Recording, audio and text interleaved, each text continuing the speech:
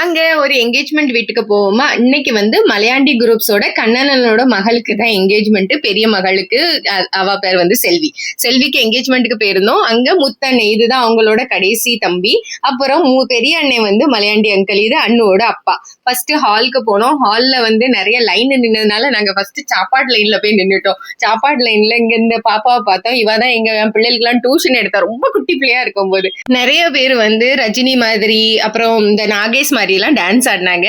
அதுக்கப்புறம் லைன்ல நிற்கும் போது நானும் புஷ்பா டீச்சர் தான் லைன்ல நின்னோம். அப்போ வீடியோ எடுத்துக்கிட்டு சாப்பாடு லைனுக்கு முன்னாடி போனோம். ஏன்னா அவங்க வந்து ரொம்ப லைன் இருந்துச்சு. அதுக்கப்புறம் அங்க போனா சாலடே ஒரு பெரிய லைன் ஃபுல்லா சாலட் இருந்துச்சு. அதுக்கப்புறம் நிறைய டிஃப்ரெண்டா பூரிஸ் எல்லாமே வெஜிடேரியன் தான்.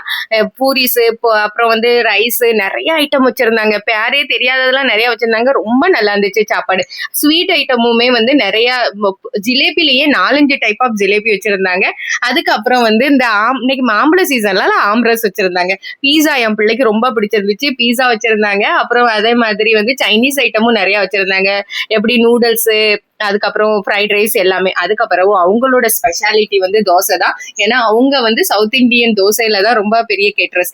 அவங்களுக்கு அதுல நிறைய வெரைட்டி வச்சிருந்தாங்க, நிறைய ஸ்டஃபிங் வச்சிருந்தாங்க. எல்லாம் சவுத் இந்தியன் க்ளோத்திங்ல வேற கலக்குனாங்க. அதுக்கப்புறம் அங்க நான் 2 கியூட் ரொம்ப நல்ல பிள்ளைல பார்த்தேன். ஜோன்ஸே ஆல்வினா தான் எனக்கு ரொம்ப ஹாப்பியா இருந்துச்சு அவங்க 2 பேரையும் பார்த்ததுல. அதுக்கப்புறம் ஃபுல்லா லைன்ல நின்று சாப்பிட்டுட்டு நிறைய சாப்பாடு வந்து நான் ஆம்ரஸ்லாம் நிறைய 2-3 கப்பு வாங்கி குடிச்சிட்டு போட்டோ எடுத்துட்டு கிளம்பிட்டோம். இதுதான் செல்வி. அவளே நீங்க எல்லாரும் பிளஸ் பண்ணுங்க. அவ ரொம்ப நல்லா இருக்கணும், ரொம்ப நாள் நல்ல ஹெல்த்தியா சந்தோஷமா இருக்கணும்னு. அவ்வளவுதான்.